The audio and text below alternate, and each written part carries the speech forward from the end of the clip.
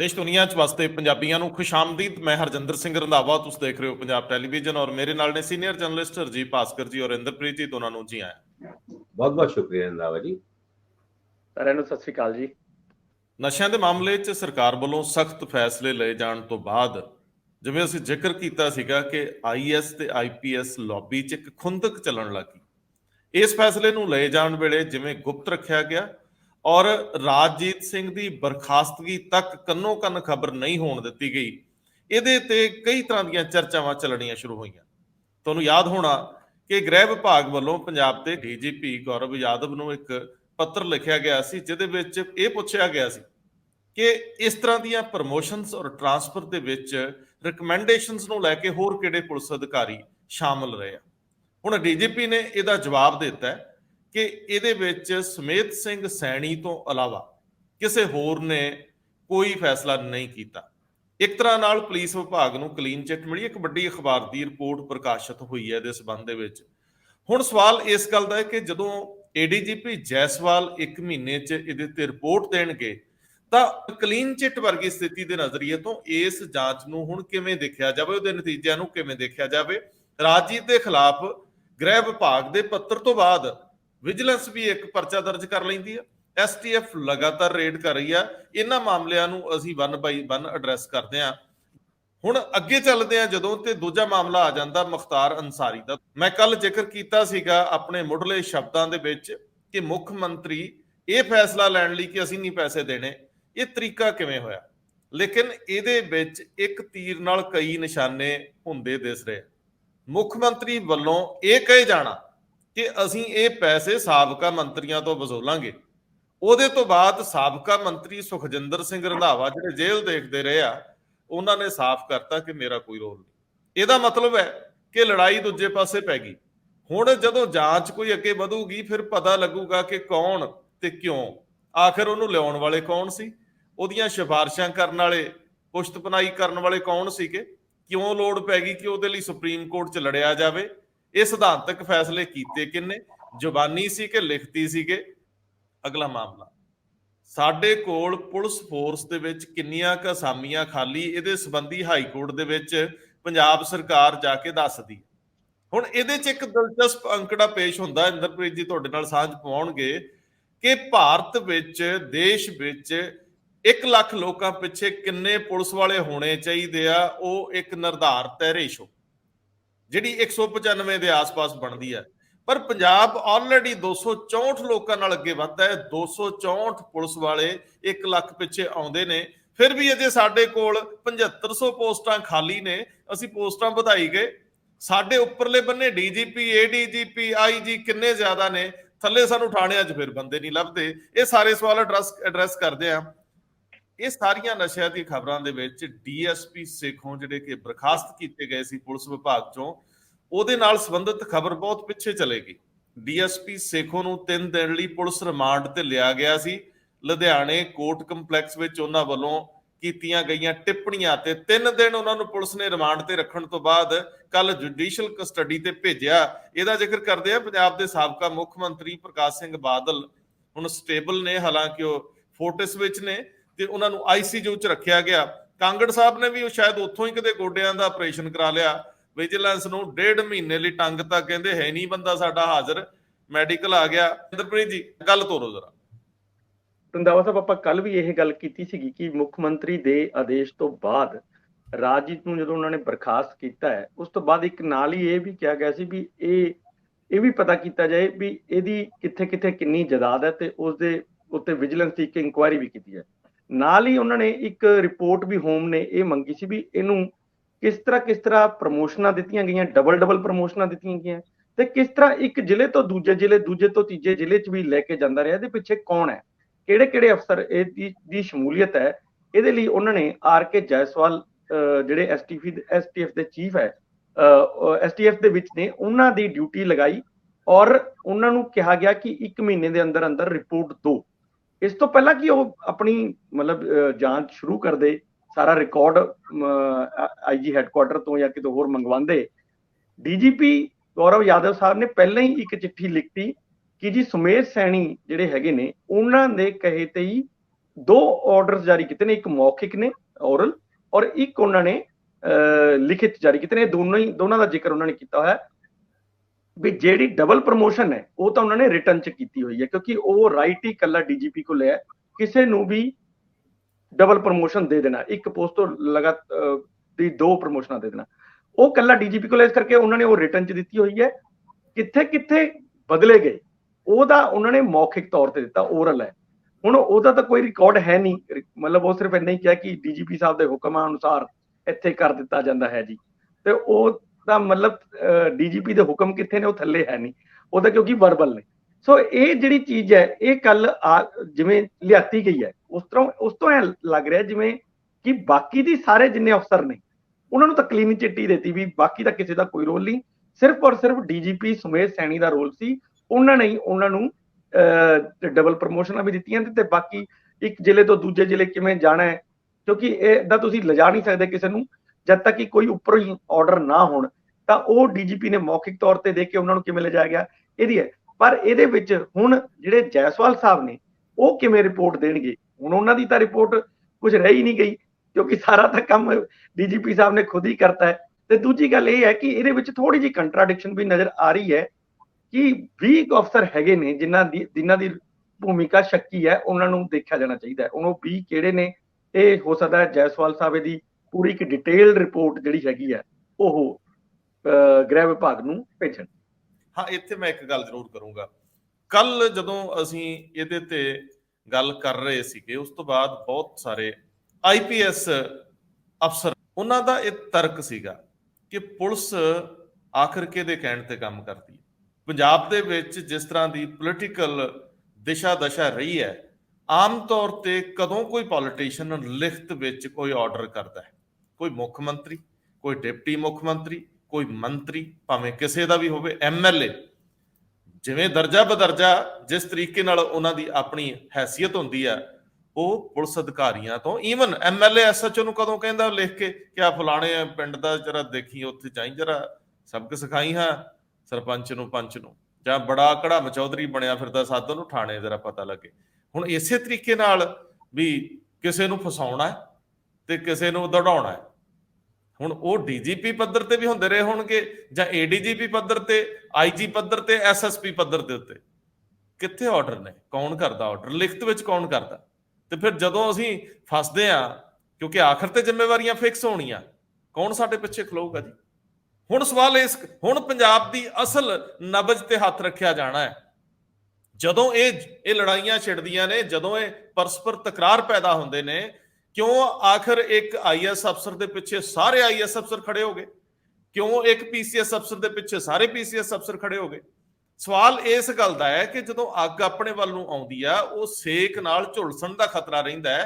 ਹੁਣ ਪੁਲਿਸ ਅਧਿਕਾਰੀਆਂ 'ਚ ਇਹ ਆਮ ਗੱਲ ਪਾਈ ਜਾ ਰਹੀ ਹੈ ਕਿ ਯਾਰ ਕਰਵਾਉਣ ਵਾਲੇ ਕੋਈ, ਸਾਨੂੰ ਮਜਬੂਰੀ 'ਚ ਕਰਨਾ ਪੈਂਦਾ, ਪੋਸਟਿੰਗ ਉਂਝ ਮਿਲਦੀ ਨਹੀਂ ਗੀ, ਸਿਆਸੀ ਸਰਪ੍ਰਸਤੀ ਤੋਂ ਬਿਨਾਂ ਕਿਤੇ ਠਹਿਰਨਾ ਹੀ ਔਖਾ ਹੈ, ਤੇ ਇਸ ਤੋਂ ਬਾਅਦ ਫਿਰ ਮੁੜ ਕੇ ਸਾਰੀ ਉਮਰ ਲਈ ਤੁਸੀਂ ਜਿਹੜਾ ਉਹ ਮੁਸ਼ਕਲਾਂ 'ਚ ਵੀ ਘਿਰੋ, ਕੋਰਟਾਂ ਕਚਹਿਰੀਆਂ ਦੇ ਚੱਕਰ ਲਾਓ, ਤੁਹਾਨੂੰ ਹੀ ਇੰਡਾਈਟ ਕੀਤਾ ਜਾਂਦਾ।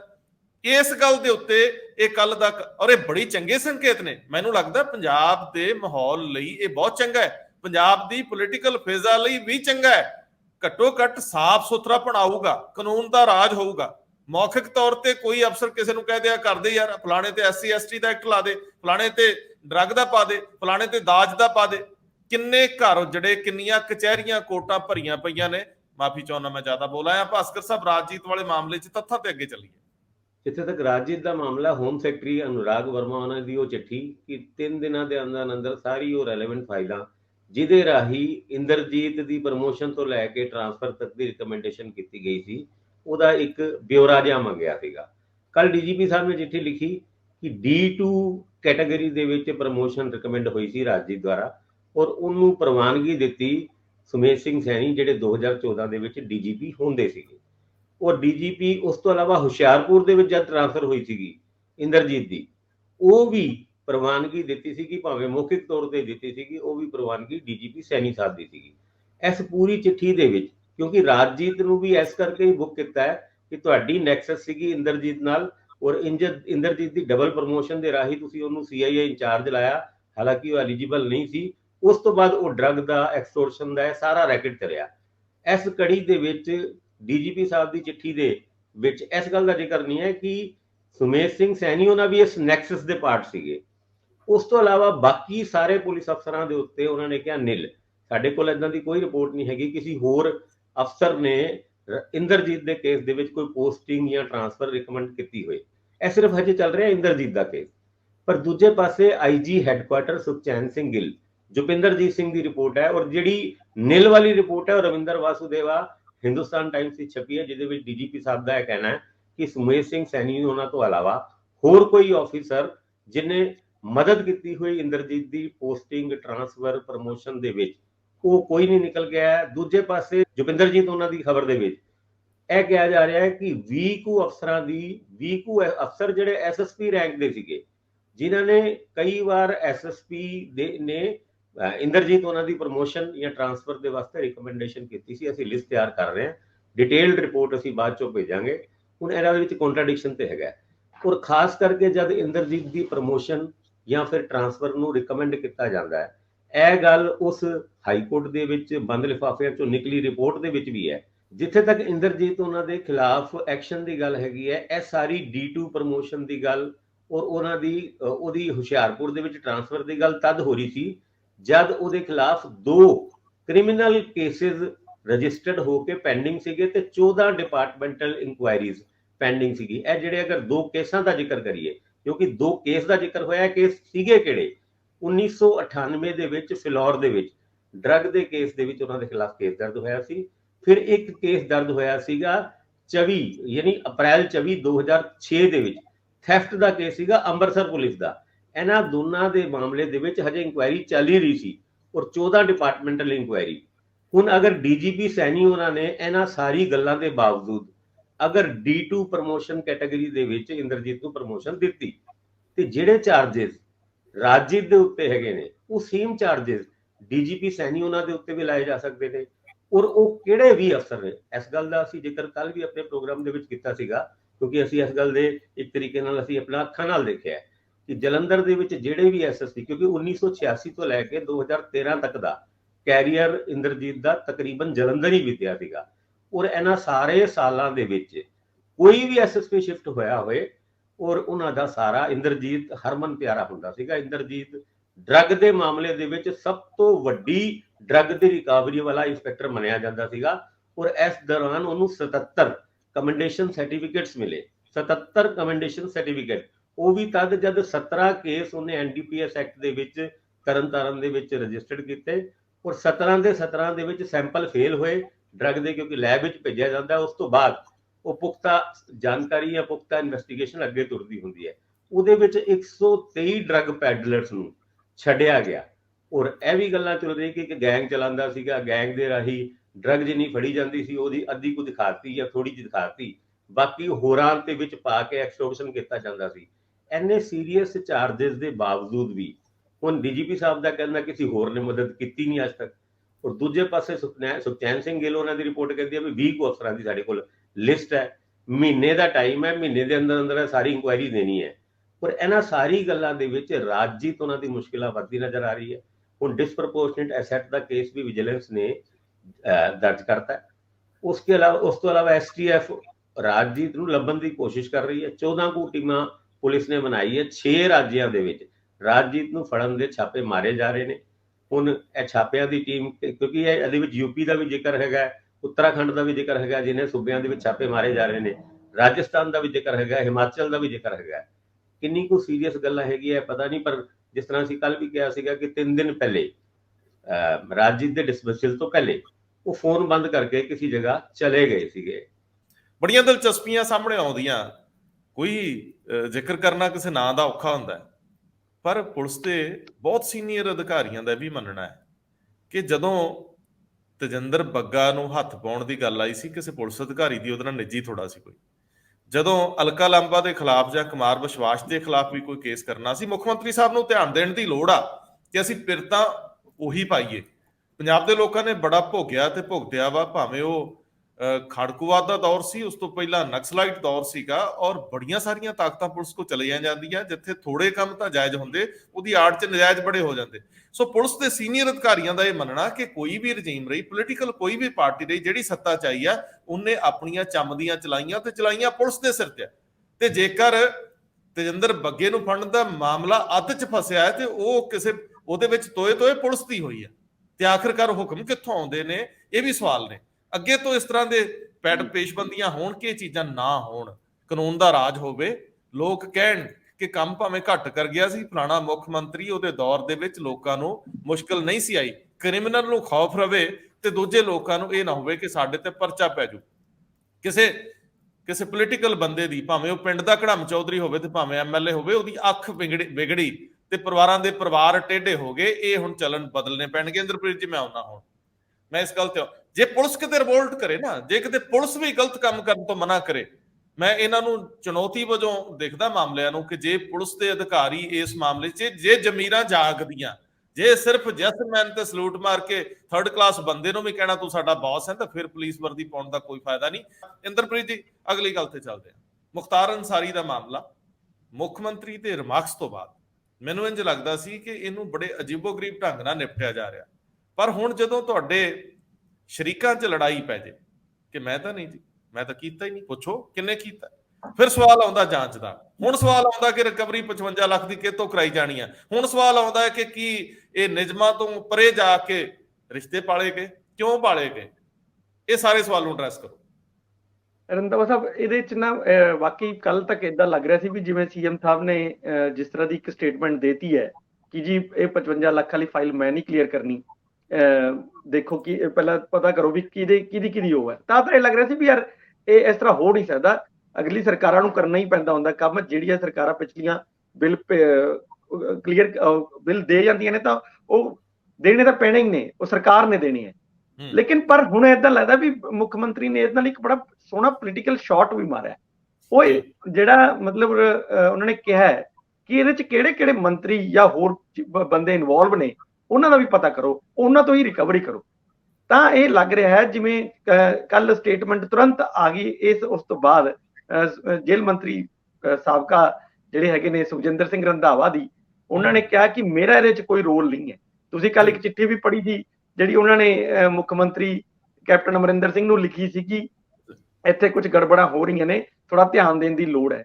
ਤਾਂ ਉਹਦੇ 'ਚ ਬੜਾ ਇੱਕ ਇੰਟਰਸਟਿੰਗ ਫੈਕਟ ਜਿਹੜਾ ਆਇਆ ਹੈ ਨਾ, ਉਹ ਇਹ ਆਇਆ ਹੈਗਾ ਕਿ ਇਹ ਕਿਤੇ ਤਾਰ ਸਿੱਧੇ ਫਿਰ ਕੈਪਟਨ ਅਮਰਿੰਦਰ ਸਿੰਘ ਹੋਰਾਂ ਨਾਲ ਤਾਂ ਨਹੀਂ ਜੋੜ ਰਹੇ ਜਾ ਕੇ, ਕਿਉਂਕਿ ਉਹਨਾਂ ਦਾ ਜਿਹੜਾ ਮੁਖਤਾਰ ਅੰਸਾਰੀ ਹੋਰਾਂ ਦਾ ਬੇਟਾ ਜਿਹੜਾ ਹੈਗਾ ਉਹ ਵੀ ਸ਼ਾਟਗਨ ਸ਼ੂਟਿੰਗ ਦਾ ਨੈਸ਼ਨਲ ਚੈਂਪੀਅਨ ਹੈ, 골ਡ ਮੈਡਲਿਸਟ ਹੈ, ਤੇ ਇਧਰੋਂ ਕੈਪਟਨ ਸਾਹਿਬ ਦਾ ਬੇਟਾ ਵੀ ਜਿਹੜਾ ਹੈਗਾ ਉਹ ਨੈਸ਼ਨਲ ਪ੍ਰੈਜ਼ੀਡੈਂਟ ਹੈ, ਰਾਈਫਲ ਐਸੋਸੀਏਸ਼ਨ ਦਾ ਨੈਸ਼ਨਲ ਪ੍ਰੈਜ਼ੀਡੈਂਟ ਹੈ। ਕਿਤੇ ਉਹਨਾਂ ਕਰਕੇ ਤਾਂ ਨਹੀਂ ਰਿਸ਼ਤੇ ਨਿਭਾਏ ਗਏ। ਇਹ ਦੇਖੋ ਜਾਂਚ ਦੇ ਵਿਸ਼ੇ ਨੇ, ਮੈਂ ਹਜੇ ਇਹਨੂੰ ਨਾ ਇੰਦਰਪ੍ਰੀਤ ਜੀ, ਆਪਾਂ ਜਾਂਚ ਤੋਂ ਪਹਿਲਾਂ ਜਾਂਚ ਨਹੀਂ ਕਰਨੀ। ਅਸੀਂ ਨਹੀਂ ਕਹਿਣਾ ਕਿ ਇਹਨਾਂ ਦੋਨਾਂ ਦੇ ਰਿਸ਼ਤੇ ਆ।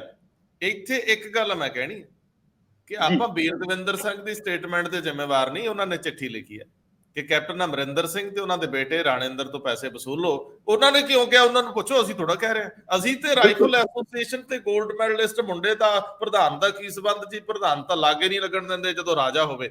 ਪਰ ਕਿਉਂਕਿ ਮੁਖਤਾਰ ਅੰਸਾਰੀ ਦੀ ਵਿਰਾਸਤ ਕਿੱਥੋਂ ਤੱਕ ਜਾਂਦੀ, ਗੱਲ ਉੱਥੋਂ ਮੈਂ ਉਸੇ ਤੇ ਹੀ ਆ ਰਿਹਾ ਸੀ ਕਿ ਦੇਖੋ ਇਹ ਮੁਖਤਾਰ ਅੰਸਾਰੀ ਬਾਰੇ ਜਦੋਂ ਅੱਜ ਅਸੀਂ ਗੱਲ ਕਰਦੇ ਹਾਂ, ਜਾਂ ਅੱਜ ਦੀ ਪੀੜ੍ਹੀ ਅਗਰ ਮੁਖਤਾਰ ਅੰਸਾਰੀ ਨੂੰ ਜਿਸ ਕਰਕੇ ਜਾਣਦੀ ਆ, ਉਹ ਜਾਣਦੀ ਇੱਕ ਬਾਹੂਬਲੀ ਨੇਤਾ ਹੋਣ ਦੇ ਨਾਤੇ ਤੇ, ਇੱਕ ਗੈਂਗਸਟਰ ਹੋਣ ਦੇ ਨਾਤੇ, ਜਿਹੜਾ ਬਾਅਦ ਦੇ ਵਿੱਚ ਪੋਲੀਟੀਸ਼ੀਅਨ ਬਣ ਗਿਆ ਔਰ 5 ਵਾਰ ਲਗਾਤਾਰ ਵਿਧਾਇਕ ਰਿਹਾ, ਇਹ ਉਸ ਤਰ੍ਹਾਂ ਜਾਣਦੀ ਹੈ।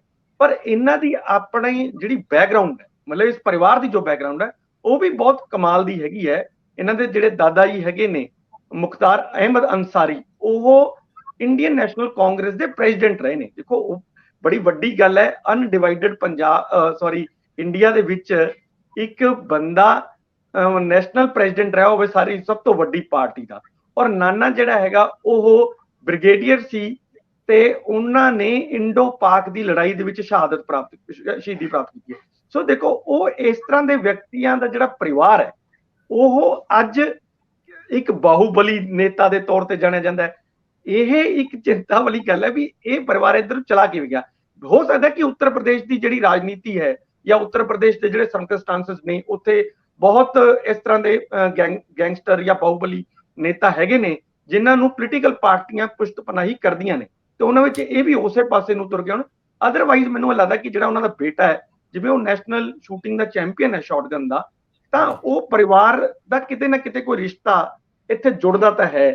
ਹੁਣ ਜਾਂਚ ਚ ਕੀ ਸਾਹਮਣੇ ਆਊਗਾ ਇਹ ਮੈਂ ਹਜੇ ਨਹੀਂ ਕਹਿ ਸਕਦਾ। ਮੈਨੂੰ ਲੱਗਦਾ ਵੀ ਉਹ ਯੂਪੀ ਐਸੋਸੀਏਸ਼ਨ ਦੇ ਕਿਸੇ ਸਮੇਂ ਕੋਈ ਨਾ ਕੋਈ ਅਹੁਦੇਦਾਰ ਰਹੇ ਹੋਣਗੇ। VOTING ਸਿਸਟਮ ਜ਼ਰੂਰ ਹੋਊਗਾ ਜਦੋਂ ਪ੍ਰਧਾਨਗੀਆਂ ਆਉਂਦੀਆਂ, ਸਾਰੀਆਂ ਸਟੇਟਾਂ ਚੋਂ ਡੈਲੀਗੇਟ ਆਉਂਦੇ ਨੇ, ਸੋ ਮੈਨੂੰ ਲੱਗਦਾ ਕੁਝ ਨਾ ਕੁਝ ਤਾਂ ਹੋਊਗਾ। ਹਾਂਜੀ ਭਾਸਕਰ ਸਾਹਿਬ, ਜਿਸ ਤਰੀਕੇ ਨਾਲ ਇਹ ਮੁੱਦਾ ਅੰਸਾਰੀ ਦਾ ਰੁਕ ਰੁਕ ਕੇ ਉੱਠਦਾ ਹੈ, ਔਰ ਕੱਲ ਵੀ ਜਦ ਉੱਠਿਆ ਤੁਸੀਂ ਦੇਖੋ ਸੁਖਜਿੰਦਰ ਸਿੰਘ ਰੰਧਾਵਾ ਉਹਨਾਂ ਦਾ ਜਵਾਬ ਕੀ ਸੀਗਾ। ਉਹ ਕਹਿੰਦੇ ਵੀ ਜੇਲ੍ਹ ਮਹਿਕਮਾ, ਮੈਂ ਜੇਲ੍ਹ ਮਿਨਿਸਟਰ ਸੀਗਾ ਉਸ ਟਾਈਮ, ਔਰ ਮੈਂ ਤੇ ਕੈਪਟਨ ਅਮਰਿੰਦਰ ਸਿੰਘ ਨੂੰ ਚਿੱਠੀ ਵੀ ਲਿਖਤੀ ਸੀ ਵੀ ਇਹ ਕੁਝ ਜੇਲ੍ਹ ਦੇ ਵਿੱਚ ਹੋ ਰਿਹਾ ਹੈ, ਔਰ ਤੁਸੀਂ ਕਹਿੰਦੇ ਹੋ ਪੂਰਵ ਮੰਤਰੀਆਂ ਤੋਂ 55 ਲੱਖ ਰੁਪਏ ਲੈਣਗੇ, ਮੇਰਾ ਕੀ ਕਸੂਰ। ਉਹੀ ਚੰਨੀ ਉਹਨਾਂ ਦੇ ਸਟਾਈਲ ਦੇ ਵਿੱਚ ਕਿਆ ਬਾਤ ਕਰਦੇ ਹੋ, ਮੇਰਾ ਕੀ ਕਸੂਰ। ਔਰ ਉਹਨਾਂ ਨੇ ਇਹ ਕਿਹਾ ਜੇ ਇਹ 55 ਇੱਕ ਤਰੀਕੇ ਨਾਲ ਇੰਡੀਕੇਸ਼ਨ ਦਿੱਤਾ ਕਿ ਇਹ ਜਿਹੜੇ 55 ਲੱਖ ਰੁਪਏ ਵਸੂਲਨੇ ਨੇ ਤੇ ਉਸ ਵਕਤ ਦੇ ਹੋਮ ਮਿਨਿਸਟਰ ਕੌਣ ਸੀਗੇ, ਉਹ ਕੈਪਟਨ ਅਮਰਿੰਦਰ ਸਿੰਘ ਜੀ। ਉਹ ਸਿਸਮਾ ਜਾ ਕੇ ਲੈ ਲਓ ਪੈਸੇ। ਪਰ ਭਗਵੰਤ ਮਾਨ ਉਹਨਾਂ ਨੇ ਵੀ ਇਹ ਜਿਹੜਾ ਕੱਲ ਸਟਾਇਰ ਜਿਹਾ ਮਾਰਿਆ ਸੀਗਾ ਜਲੰਧਰ ਦੇ ਵਿੱਚ ਕਿ 55 ਲੱਖ ਰੁਪਏ, ਮੈਂ ਕਿਹਾ ਨਹੀਂ ਮੈਂ ਤੇ ਨਹੀਂ ਦੇਣੇ, ਇਹ ਤੇ ਉਹੀ ਮੰਤਰੀ ਦੇਣਗੇ ਜਿਹਨੇ ਉਹਨਾਂ ਦੀ ਸੇਵਾ ਕੀਤੀ ਸੀ, ਜਾਂ ਉਹੀ ਜਿਹੜੇ ਪੂਰਵ ਮੁੱਖ ਮੰਤਰੀ ਦਾ ਤਾਂ ਨਹੀਂ ਨਾਂ ਲਿਆ। ਤੁਸੀਂ ਇਹ ਦੇਖੋ ਸਾਰੀ ਗੱਲਾਂ ਦੇ ਵਿੱਚ ਮੇਰੇ ਖਿਆਲ ਨਾਲ 10 ਤੋਂ ਜ਼ਿਆਦਾ ਕੈਬਨਿਟ ਮੰਤਰੀ ਕੈਪਟਨ ਸਾਹਿਬ ਦੇ ਰਗੜਤੇ। ਕੈਪਟਨ ਸਾਹਿਬ ਦਾ ਨਾਂ ਕਿਸੇ ਜਗ੍ਹਾ ਨਹੀਂ ਆਇਆ ਅੱਜ ਤੱਕ। ਕੈਪਟਨ ਸਾਹਿਬ ਨੂੰ ਉਹ 40 ਬੰਦਿਆਂ ਦੀ ਲਿਸਟ ਤੇ ਭਗਵੰਤ ਮਾਨ ਉਹਨਾਂ ਮੰਨਦੇ ਨਜ਼ਰ ਆਉਂਦੇ ਨੇ, ਲੇਕਿਨ ਨਾਲ ਦੇ ਨਾਲ ਭਗਵੰਤ ਮਾਨ ਉਹਨਾਂ ਹੈ 55 ਲੱਖ ਦੀ ਤੇ ਗੱਲ ਕਰਦੇ ਨੇ। 31,000 ਕਰੋੜ ਦੇ ਫੂਡ ਸਕੈਮ ਜੋ ਕਿ ਪਿੱਛੇ ਕੈਪਟਨ ਸਾਹਿਬ ਵੀ ਕਰ ਗਏ ਸੀ, ਉਸ ਤੋਂ ਪਹਿਲੇ ਬਾਦਲ ਸਾਹਿਬ ਵੀ ਕਰ ਗਏ ਸੀ, ਤੇ ਇਹ ਨਵੀਂ ਸਰਕਾਰ ਵੀ ਆਈ ਹੈ, ਇਹ ਵੀ ਉਹਦੀ ਕਿਸ਼ਤਾਂ ਤਾਰੀ ਜਾਂਦੀ ਹੈ। ਉਸ ਮੁੱਦੇ ਦੇ ਉੱਤੇ ਕਿਉਂ ਨਹੀਂ ਬੋਲੇ ਵੀ ਜਿਨ੍ਹਾਂ ਨੇ 31,000 ਕਰੋੜ ਦਾ ਫੂਡ ਸਕੈਮ ਕੀਤਾ ਸੀਗਾ ਆਪਾਂ ਇਹਨਾਂ ਦੀ ਜੇਬਾਂ ਤੋਂ ਲਵਾਂਗੇ। ਇਹ ਪੋਲੀਟੀਕਲ ਸਿਆਸੀ ਸਟੇਜਾਂ ਤੋਂ ਤੇ ਇਹ ਗੱਲਾਂ ਉੱਠੀਆਂ ਕਿ ਇਹਨਾਂ ਦੀ ਜੇਬਾਂ ਤੋਂ ਲਵਾਂਗੇ, ਪਰ ਅੱਜ ਤੱਕ ਕੋਈ ਵੀ ਇਸ ਤਰ੍ਹਾਂ ਦਾ ਇਨੀਸ਼ੀਏਟਿਵ ਲਿਆ ਕਿ ਕਿਸੇ ਵੀ ਸਕੈਮ ਦੇ ਵਿੱਚ ਕਿਸੇ ਮੰਤਰੀ ਜਾਂ ਫਿਰ ਕੋਈ ਸਿਆਸਤਦਾਨ ਤੋਂ ਕੋਈ ਰਿਕਵਰੀ ਹੋਈ ਹੋਏ। ਹਜੇ ਤੱਕ ਵੀ ਜਿਹੜੇ ਆ ਵਿਜੀਲੈਂਸ ਦੇ ਚੱਕਰ ਲਾ ਰਹੇ ਨੇ। ਬਿਲਕੁਲ ਠੀਕ ਗੱਲ ਹੈਗੀ ਹੈ, ਜਦ ਨਵਜੋਤ ਸਿੰਘ ਸਿੱਧੂ ਉਹਨਾਂ ਵੀ ਕਹਿੰਦੇ ਨੇ ਕਿ ਇੱਕ ਪੈਸੇ ਦੀ ਵੀ ਰਿਕਵਰੀ ਕੋਈ ਕੀਤੀ। ਜੇ ਸਰਕਾਰੀ ਪੈਸੋਂ ਦੀ ਦੁਰਵਰਤੋਂ ਹੋਈ, ਕੋਈ ਖਾ ਗਿਆ, ਕਿਸੇ ਖਾਏ ਹੋਏ ਪੈਸੇ ਨੂੰ ਅੱਜ ਤੱਕ ਕੁਝ ਇੱਕ ਪੈਸਾ ਵੀ ਰਿਕਵਰ ਹੋਇਆ ਕਿ ਜੀ ਕਰ ਲੈ ਰਿਕਵਰ, ਫਲਾਣੇ ਮੰਤਰੀ ਨੇ ਪੈਸੇ ਖਾਏ ਸੀਗੇ, ਆਪਾਂ ਉਹਦੀ ਜੇਬ ਤੋਂ ਇੰਨੇ ਪੈਸੇ ਕੱਢ ਲਏ। ਇਹ ਗੱਲਾਂ ਸਿਆਸੀ ਸਟੇਜਾਂ ਤੋਂ ਤੇ ਠੀਕ ਲੱਗਦੀ ਹੈ। 55 ਲੱਖ ਰੁਪਏ ਨਹੀਂ ਦਊਂਗਾ, ਪਰ ਟੈਕਨੀਕਲ ਤੌਰ ਤੇ ਉਹ ਦੇਣੇ ਪੈਣਗੇ। ਰਿਕਵਰੀ ਮੰਤਰੀਆਂ ਤੋਂ ਜਾਂ ਪੂਰਵ ਮੁੱਖ ਮੰਤਰੀਆਂ ਤੋਂ ਹੋਏਗੀ ਜਾਂ ਨਹੀਂ ਹੋਏਗੀ, ਇਹ ਤੇ ਚਲੋ ਇੱਕ ਇਲੈਕਸ਼ਨ ਜਦ ਆਉਂਦੇ ਤੇ ਏਦਾਂ ਦੇ ਮੁੱਦੇ ਤੁਰਦੇ ਨੇ, ਹੁੰਦਾ ਹਵਾਂਦਾ ਕੁਛ ਨਹੀਂ। ਕੱਲ ਸੁਖਜਿੰਦਰ ਸਿੰਘ ਰੰਧਾਵਾ ਦੀ ਉਹ ਬੜਕ ਨਹੀਂ ਦਿਸੀ।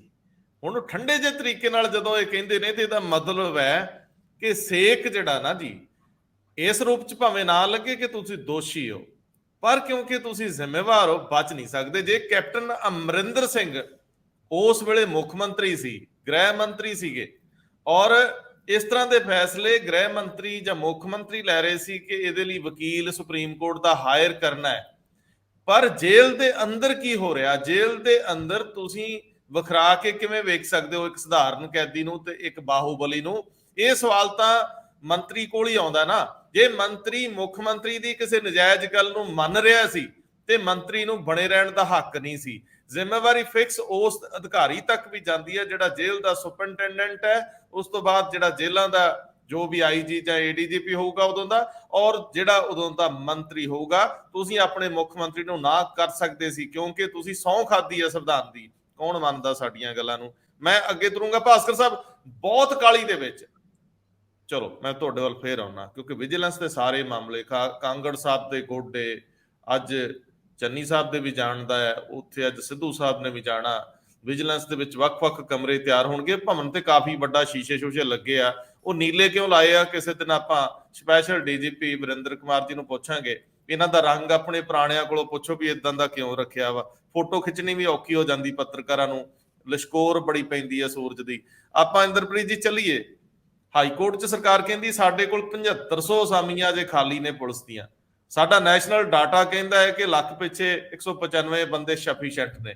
ਸਾਡੇ ਕੋਲ 264 ਬੰਦੇ ਨੇ ਲੱਖ ਪਿੱਛੇ, ਅਜੇ ਵੀ ਸਾਡਾ 7500 ਘੱਟ ਆ। ਅਜੇ ਵੀ ਕ੍ਰਾਈਮ ਵੇਲੇ ਪੁਲਿਸੀਏ ਬਹੁਤ ਘੱਟ ਨਜ਼ਰ ਆਉਂਦੇ ਆ। ਅਜੇ ਵੀ ਸਿਰਫ ਤੇ ਸਿਰਫ ਸਕਾਟਸ ਦੇ ਵਿੱਚ ਤੇ ਪਿੱਛੇ 4-4 ਗੱਡੀਆਂ 'ਚ ਭੱਜੇ ਫਿਰਦੇ। ਮੈਨੂੰ ਤਾਂ ਸਮਝ ਨਹੀਂ ਆਉਂਦੀ, ਪੁਲਿਸ ਵਾਲਿਆਂ ਵਿਚਾਰਿਆਂ ਦੇ ਲੱਕ ਦਰਦ ਹੋਣ ਲੱਗ ਪੈਂਦੇ ਹੋਣੇ ਆ, ਵੱਜ ਖੱਡਿਆਂ 'ਚ ਗੱਡੀਆਂ ਪਿੰਡਾਂ 'ਚ।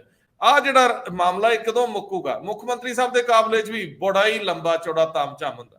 ਰੰਧਾਵਾ ਸਾਹਿਬ, ਇੱਕ ਵਾਰ ਨਾ 2002 ਦੇ ਵਿੱਚ ਜਦੋਂ ਕੈਪਟਨ ਅਮਰਿੰਦਰ ਸਿੰਘ ਪਹਿਲੀ ਵਾਰ ਸੀਐਮ ਬਣੇ ਸੀਗੇ, ਉਦੋਂ ਉਹਨਾਂ ਨੇ ਇਹ ਫੈਸਲਾ ਲਿਆ ਸੀ ਵੀ ਮੇਰੀ ਜਿਹੜੀ ਜਿੰਨੀ ਗਾਰਦ ਹੈ ਇਹਦੇ ਚੋਂ 25% ਦੀ ਕਟੌਤੀ ਕਰਤੀ ਜਾਏ, ਤੇ ਹੌਲੀ ਹੌਲੀ ਕਰਕੇ ਉਹ ਫਿਰ ਉਨੀ ਕੀ ਹੋ ਗਈ, ਕਰ ਜ਼ਰੂਰ ਦਿੱਤੀ ਸੀ। ਮੈਨੂੰ ਲੱਗਦਾ ਦੁਬਾਰਾ ਇਹ ਚਰਨਜੀਤ ਚੰਨੀ ਨੇ ਕੀਤਾ। ਉਹਨਾਂ ਨੇ ਕਦੇ ਜਾਣਾ ਹੀ ਨਹੀਂ ਸੀ ਹੁੰਦਾ, ਉਹ ਕਹਿੰਦੇ ਹੁਣੇ ਐਵੇਂ ਮੈਂ ਰੱਖ ਕੇ ਕਰਨੇ ਵੀ ਕੀ ਹੈ ਜੀ। ਨਹੀਂ, ਪਰ ਖੈਰ ਪਹਿਲੀ ਵਾਰੀ ਤਾਂ ਉਹ ਗਏ ਸੀ ਕਾਫੀ, ਦੂਜੀ ਵਾਰ ਚ ਨਹੀਂ ਕਿਤੇ ਗਏ। ਦੂਸਰੀ ਵਾਰ ਫਿਰ ਚਰਨਜੀਤ ਚੰਨੀ ਹੋਣਾ ਨੇ ਆ ਕੇ ਇਹ ਕਿਹਾ ਵੀ ਮੇਰੀ ਫੋਰਸ ਨੂੰ ਘੱਟ ਕੀਤਾ ਜਾਏ, ਕਟੌਤੀ ਕੀਤੀ ਜਾਏ। ਇਹ ਵੀ ਮੈਨੂੰ ਲੱਗਦਾ ਕਿ ਫਿਰ ਜਿਹੜੇ ਸਿਕਿਉਰਿਟੀ ਵਾਲੇ ਹੁੰਦੇ ਆ ਉਹ ਮੰਨਦੇ ਹੈ ਨਹੀਂ। ਪਰ ਜਿਹੜਾ ਕੱਲ ਇੱਕ ਡਾਟਾ ਮਤਲਬ ਪੁਲਿਸ ਨੇ ਦਿੱਤਾ ਹੈਗਾ ਹਾਈ ਕੋਰਟ ਦੇ ਵਿੱਚ, ਉਹ ਬੜਾ ਇੰਟਰਸਟਿੰਗ ਹੈਗਾ। ਉਹਨਾਂ ਨੇ ਕਿਹਾ ਵੀ ਸਾਡੇ ਕੋਲੇ ਜਿਹੜੀਆਂ ਸੈਂਕਸ਼ਨ ਪੋਸਟਾਂ ਨੇ ਕਾਂਸਟੇਬਲ ਦੀਆਂ, ਉਹ 61,397 ਨੇ, ਜਿਸ ਚ 5,031 ਖਾਲੀ ਪਈਆਂ ਨੇ।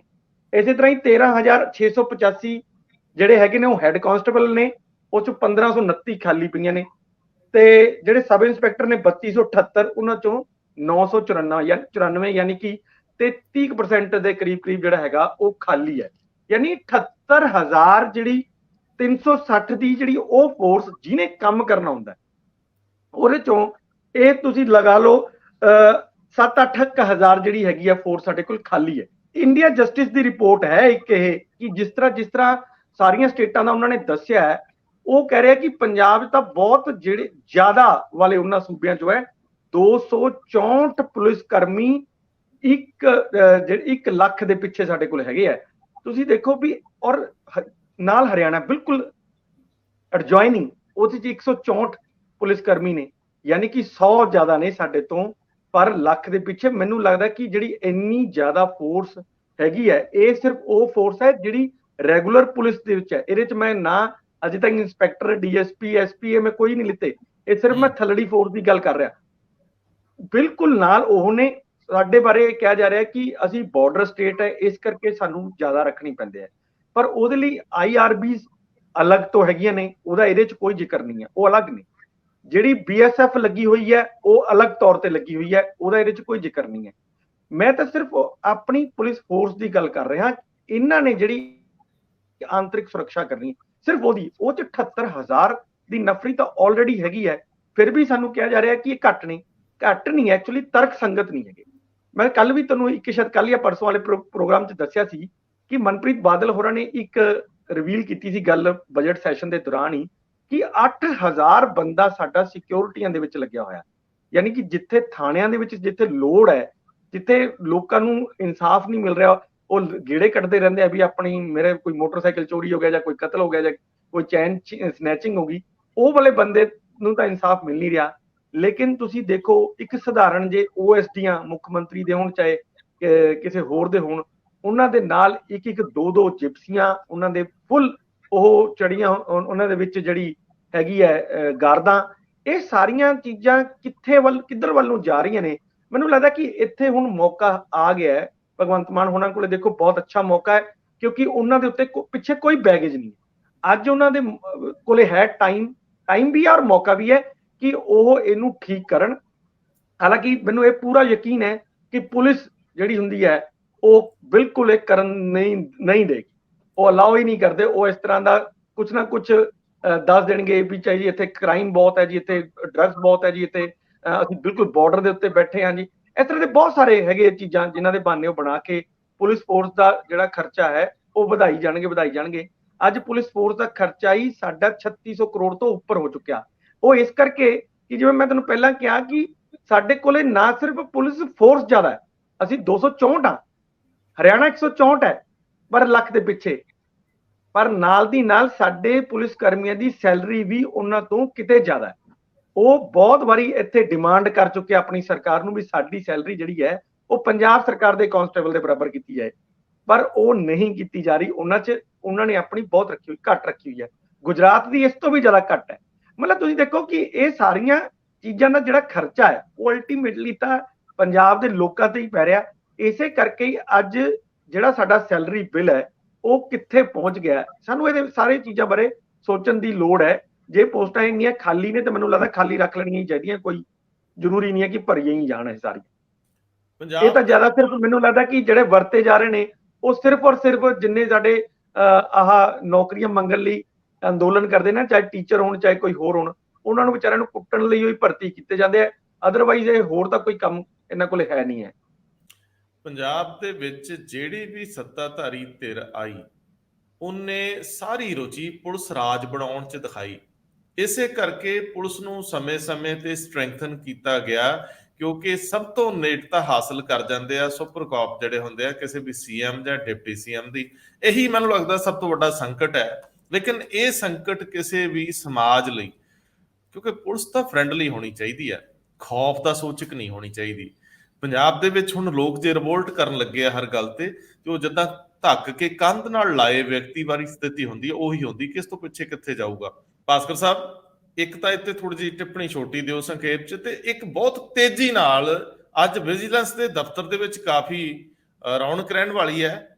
ਤੇ ਜਿਹੜਾ ਕਾਂਗੜ ਸਾਹਿਬ ਦਾ ਮਾਮਲਾ ਸਾਹਮਣੇ ਆ ਗਿਆ ਕਿ ਉਹਨਾਂ ਨੇ ਆਪਣੇ ਗੋਡੇ ਬਦਲਾ ਲਏ ਨੇ, ਉਹਨਾਂ ਦਾ ਕੋਆਪਰੇਸ਼ਨ ਕਰਾ ਲਿਆ, ਤੇ ਉਹ 1.5 ਮਹੀਨਾ ਨਹੀਂ ਹੁਣ ਵਿਜੀਲੈਂਸ ਦੀ ਜਾਂਚ 'ਚ ਸ਼ਾਮਲ ਹੁੰਦੇ। ਵਿਜੀਲੈਂਸ ਫੇਰ ਇੱਕ ਵਾਰ ਕੀ ਉਹ ਰਹਿੰਦੇ ਹੀ ਹਮੇਸ਼ਾ ਚਰਚਾ ਦੇ ਵਿੱਚ ਹੈ।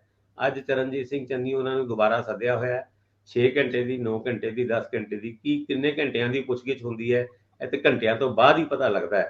56 ਸਵਾਲਾਂ ਦਾ ਜ਼ਿਕਰ ਪਹਿਲੇ ਹੋਇਆ ਸੀਗਾ, ਉਹਨਾਂ ਸਵਾਲਾਂ ਦੇ ਵਿੱਚੋਂ ਕੁਝ ਔਖੇ ਸਵਾਲ ਸ਼ਾਇਦ ਅੱਜ ਵਿਜੀਲੈਂਸ ਪੁੱਛ ਸਕਦੀ ਹੈ।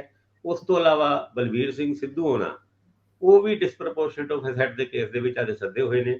ਕਮਰੇ ਵੱਖਰੇ ਹੋਣਗੇ, ਔਰ ਕਈ ਵਾਰ ਅਸੀਂ ਪਹਿਲੇ ਦੇਖਿਆ ਕਿ ਜਦ ਪੂਰਵ ਮੰਤਰੀ ਵਿਜੀਲੈਂਸ ਭਵਨ ਦੇ ਵਿੱਚ ਪਹੁੰਚਦੇ ਨੇ ਤੇ ਕਈ ਪੁਲਿਸ ਵਾਲਿਆਂ ਦਾ ਵੀ ਸਲੂਟ ਨਿਕਲ ਜਾਂਦਾ ਹੈ।